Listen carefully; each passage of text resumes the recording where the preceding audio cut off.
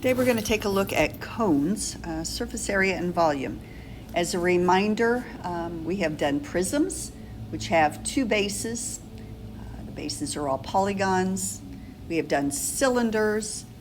They also have two bases. Bases are circles on a cylinder. Then the last class period we talked about pyramids. They are a part of a prism, and they have one base, and where the other base would be on a prism, they actually meet at a point or a vertex. And today we're going to take a look at a cone. You can see a picture of the cone there on the right. It has a circular base. It comes to a peak, and that peak's called a vertex. In a right cone, the cone's going to stand straight up and down as opposed to an oblique cone where it's tilted. And in a right cone, the altitude is that segment that runs from the vertex to the center of the circle at the base. And the length of that altitude is the height of the cone. So in a right cone, you'll always find that height running right smack down through the middle of it. You'll see that it is marked as making a right angle with the base. That's how you'll know for certain that you're looking at the height. The slant height is the height of a slant, or the length, let me say it that way, the length of that slanted height, the distance from the vertex straight down to a point on the base. And it is that length of that slanted height. That's why it's called slant height. Let me show you the formulas for finding surface area and volume. Actually, we're going to start with lateral and surface area first. Then after we do a couple of examples, we'll take a look at volume. Okay, similar cone. I have the slant height labeled with the L. Capital B, remember, stands for area of the base. And R is the radius. Again, as with all our formulas, B stands for area of the base. In a right cone, half the product of the circumference of that circle at the base times the slant height is how you find the lateral area. Now, I want you to think back or look at your formula sheet. When we found the lateral area of a cylinder, for a cylinder, the formula for lateral area was circumference times the height of the cylinder, or 2 pi r, that's how you find the distance around, times the height. So what they're telling us in this formula is that half of that half of that lateral area of a cylinder would equal the lateral area of a cone. So that 1/2 is kind of a tweak. An easy way to remember it is you can kind of see a triangle in here. And with our formulas that involve triangles, there's usually a 1/2 floating around. Like area of a triangle is 1/2 base times height. So that will help you remember that 1/2. If I rearrange the numbers in that formula and I multiply the 1/2 times 2, I get a 1, so they'll cancel each other out. And we end up with a simplified version of a formula for lateral area of a cone. And that's the one that I would write down. That's the one you will see on a formula sheet that I would give to you next week. I'll give one to you. So lateral area equals pi r times the slant height. R is radius of the base, remember. And then, like always, surface area is the lateral area plus the area of the bases. In this case, there's only one base, so surface area is lateral area plus base. All right, hopefully you have those written down. If not, pause the video. I'm going to go ahead and we're going to move right to an example. So example 1. We have a cone If you take a look at the parts, the radius of that cone is 15. The slant height is 25.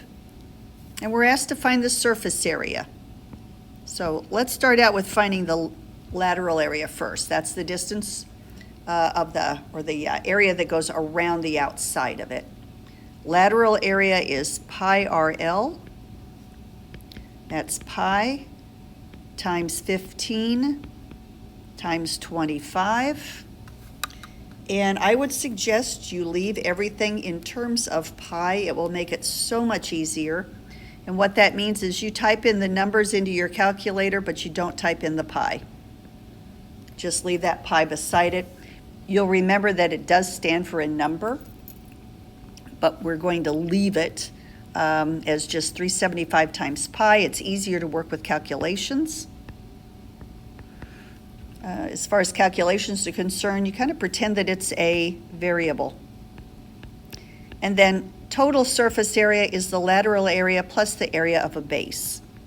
The lateral area is 375 pi centimeters squared. Let me go ahead and put that in.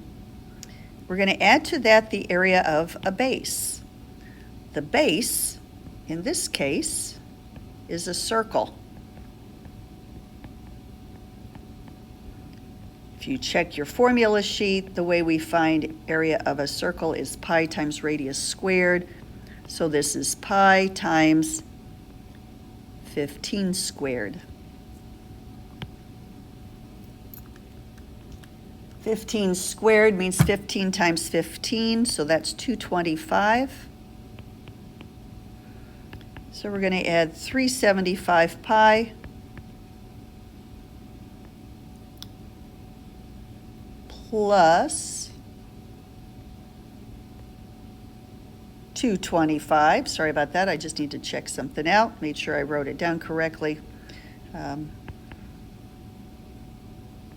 Make sure I'm filling in everything that I want to make sure that I tell you all.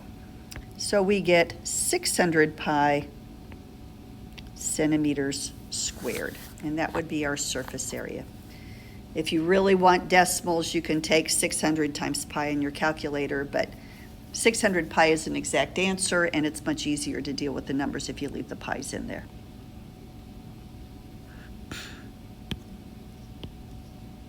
All right, let's take a look at another one. One more time. Oops. We'll fill those in a minute. This time, looking at our cone, first thing I see is the 5. Notice that that runs right smack through the middle. So our height of our entire cone is 5 feet, and the diameter is 4 feet. To get from a diameter to a radius, since the radius is halfway across, we take half of the 4, and we know that our radius is 2 feet. All right, let's go for our formula. Lateral area of a cone is pi RL. Look at what you have. Think about what we need. We have the pi. We have our radius, that's 2. But if you notice, we don't have the L. L stands for slant height. But we do have a way to calculate that. Do you see the right triangle within the cone? The height is 5. The bottom part of that right triangle is a radius, that's 2. And your slant height is the hypotenuse. So we have a way to get that. Pythagorean theorem. 5 squared plus 2 squared is L squared. 25 plus 4 is L squared. So L squared is 29. Which means L is the square root of 29, and I'm not going to type that in my calculator yet. I'm just going to put it in here. because I might as well just type one time if I'm going to type. So now, grab your handy-dandy calculator. I'm going to take 2 times the square root of 29, round it to 1 decimal place. That's 10.8 pi feet squared. Now we want surface area. Surface area is the lateral area plus a base. Lateral area is 10.8 pi plus the area of my base. Like all cones, the base is a circle. And the way we find area of a circle is pi times radius squared, and my radius is 2. 2 squared is 4. So when I add the two together, I get 14.8 pi feet squared. And that is my surface area. I'll get these where you can see both of them, so you can notice the similarities. Again, the first example, we were given the slant height, so we could just plug everything right in to the formula. Remember that the area of the base means the area of a circle, so you have to use that pi r squared formula. And squaring means multiply times itself. In the second example, we were given the height of the cone, so we had to calculate the slant height using the Pythagorean theorem. If you have an oblique cone, which you will on at least one of the problems in your assignment, if the cone is really slanted, then you will see the height measurement outside the cone. If it's only slightly slanted,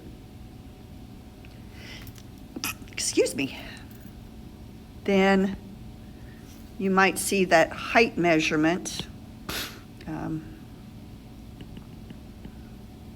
measured off to the side. But your height is always going to be perpendicular to the base. That's the main thing to notice. So we have done lateral area and surface area. The one thing we haven't done is volume. So let's talk volume. If you recall, when we talked volume of a pyramid, I talked about filling a pyramid full of water and then pouring it into a prism with the same base and the same height. And it took 3 of those pyramids to fill the prism. Well, guess what? Exactly the same thing happens between a cone and a cylinder. If we have a cone and a cylinder with exactly the same size base and exactly the same height, it would take 3 of those cones to fill up the cylinder, which makes our formula for the volume of a cone 1/3 area of the base times the height. Where in a prism or a cylinder, we take area of the base times the height. In a cone, we take 1/3 area of the base times the height, where the base is a circle. On the formula sheet that I give you, just for warning, I will be giving you the 1/3 area of the base times the height. You will know that a cone has a base that's a circle, so you'll know to use the circular formula there. All right, so let's find volume. Identifying what we're given in this particular problem. The radius of the base is 1 centimeter.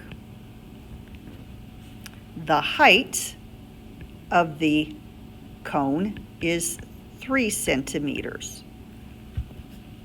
And the formula for volume is 1/3 area of the base times the height. Again, every time you see a capital B in these formula sheets, it's area of the base. So that is 1/3. The base is a circle. The way we find area of a circle is pi times radius squared, but our radius is 1, times the height, which is 3. 1 squared is 1, times 3 is 3, so it's 1/3 times 3 pi, or 1 pi centimeters cubed.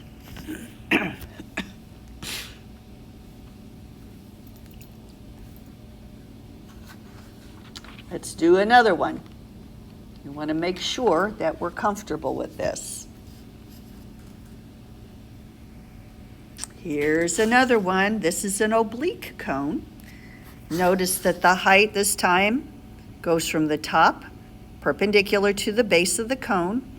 It is 25 feet. And the diameter is 15 feet. If the diameter is 15, the radius is half of that, or 7.5 feet. Write down your formula. 1/3 area of the base times the height, or 1/3 area of the base. It's a circle. It's pi times radius squared times the height. Oops, I said radius and I wrote down diameter, didn't I? Watch it, you'll do the same thing. Be careful. That's a 7.5 squared times the height. Now, I had someone in class ask me today, what order would you type those numbers? Well, here's what I would do. If it were me, I would type 7.5 squared times 25. And then since I don't type in fractions in the calculator, multiplying by 1/3 is the same as dividing by 3. So that's the order I would type it in. All right, so let me do that. 7.5 squared times 25 divided by 3, because dividing by 3 is the same as times 1/3. And you get 468.8 feet. Oh, get my pi in there. Don't forget your pi. Feet cubed. If you really don't like the pi symbol in your answer, then you'll take 468.75, which is what I get from multiplying the numbers. The number that I got, the 468, and it's actually 0.75, is what I got from doing those calculations. And I would take it then times pi in my calculator and then round that final answer.